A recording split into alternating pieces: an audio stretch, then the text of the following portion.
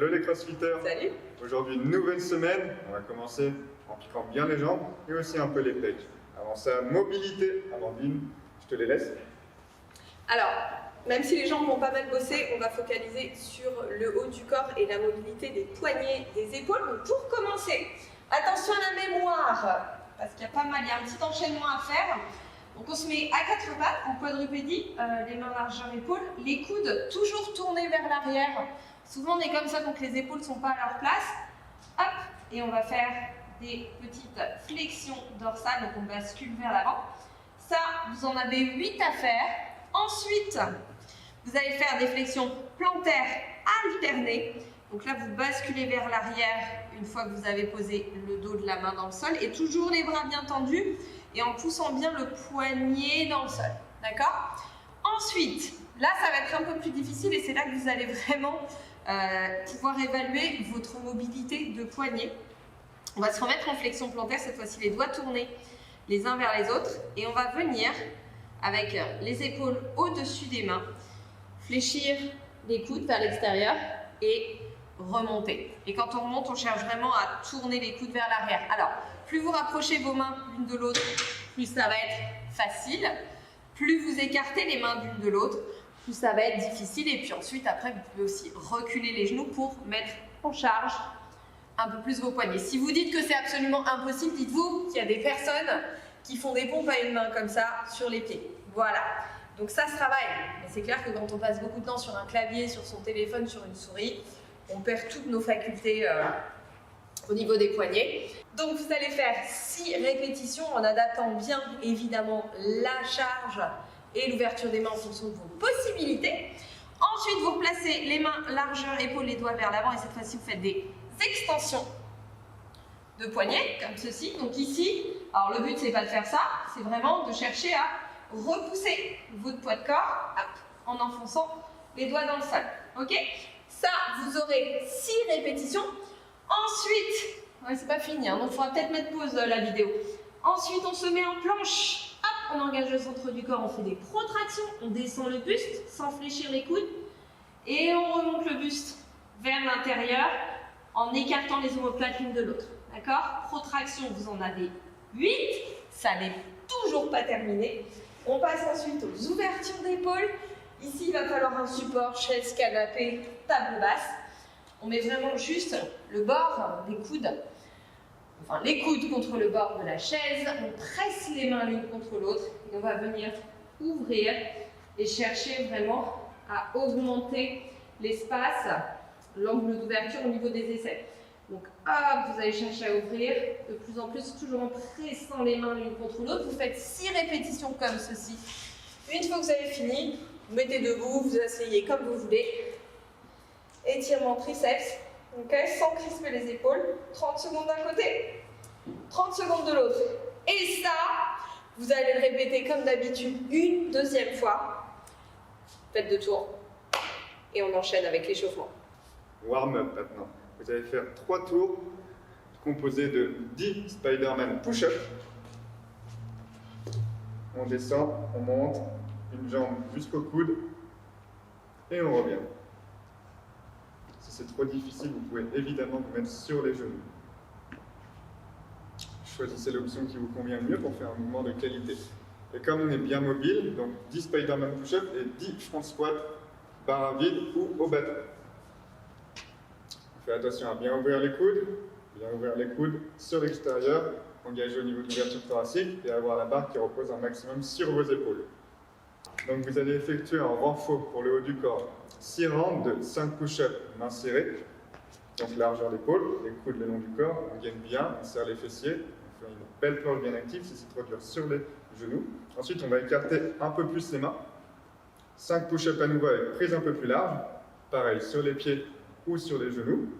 Et après 5 répétitions avec les mains encore plus larges, les coudes un peu plus ouverts. Après ces 15 répétitions au total, du coup, vous pourrez prendre une petite pause et vous recommencer à nouveau 6 fois. Ensuite, on va travailler sur du arm squat clean. Ça va être un dev bike. 2 arm squat clean, minute 1. Ensuite, minute 2, combien? 4. Ça monte par 2 à chaque fois. Minute 3, 6, etc. jusqu'à ce que ça rentre plus dans la minute.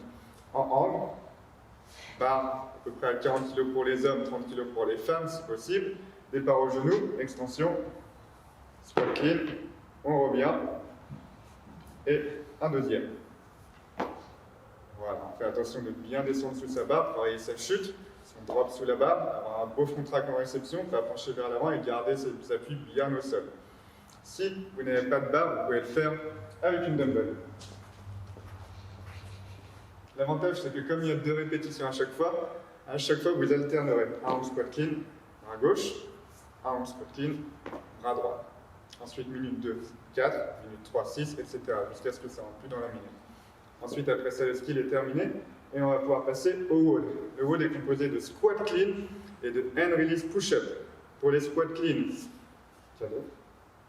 départ du sol cette fois. Donc vous ferez attention sur votre départ. Poussez bien dans les cuisses. Ensuite, l'extension, on met de la vitesse. Le troisième tirage avec les bras, la réception, stabilisée et on remonte en squat. Bien sûr, vous pouvez le faire avec l'haltère de manière alternée aussi, droite, puis gauche, puis droite, puis gauche. Et des hand release push-up. On descend, on lève les mains du sol et on remonte. Si c'est trop dur, sur les genoux, évidemment. Au niveau du format, c'est un 4 time. Il y aura donc 21 squat clean, 42 hand release push-up. Ensuite, 15 squat clean, 30 hand release push-up. Et pour finir, 9 squat clean et 18 hand release push-up. Et après ça, ça sera terminé. Et vous pourrez passer au stretching. Bon, alors là, je pense que vous allez bien avoir besoin de relâcher les pectoraux. Donc ici, on va venir se placer sur les genoux. On commence par une pose de l'enfant. Ça fait pas de mal. On relâche complètement le dos. On laisse le bassin descendre dans les pieds. On laisse la tête descendre dans le sol. Respire doucement. Hop, on se redresse. On va venir écarter les mains vers l'extérieur et venir descendre une épaule vers le sol. Étire bien le bras, puis l'autre, tranquillement. Respire doucement et on alterne comme ceci.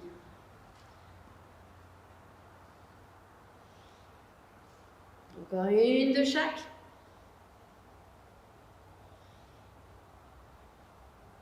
Très bien. On ramène les mains, on va ramener le pied droit devant soi. Ici, on vient se redresser, on va chercher à ouvrir les hanches, comme ceci. Et une fois qu'on a bien stabilisé le bassin, en engageant les fessiers, on va descendre la main gauche derrière la cuisse et tirer encore plus le bras droit vers le plafond. Respire doucement, toujours sans laisser le pincement s'installer dans le bas du dos, donc les fessiers sont engagés, le bassin est équilibré. Hop là, on vient changer de côté, on avance le pied gauche, on ouvre les hanches, on engage les fessiers, on ancre son poids de corps dans le sol, on est bien stable, on descend la main droite derrière la cuisse et on étire encore plus le bras gauche vers le plafond. Sans laisser, encore une fois, toute la pression s'accumuler sur le bas du dos. Donc pour ça, fessiers engagés, on repousse dans le sol avec ses pieds. Une petite tapis qui passe. Ok, très bien. Cette fois-ci, on va se placer en squat profond. C'est pas la première fois que tu l'as fait celle-là. Mais d'habitude, vous ne le voyez pas. Et ici, on va venir descendre le coude gauche vers le sol, ouvrir le bras droit vers le plafond. Si vous voulez, vous pouvez enrouler le bras autour du dos, peut-être crocheter les doigts autour de la cuisse gauche.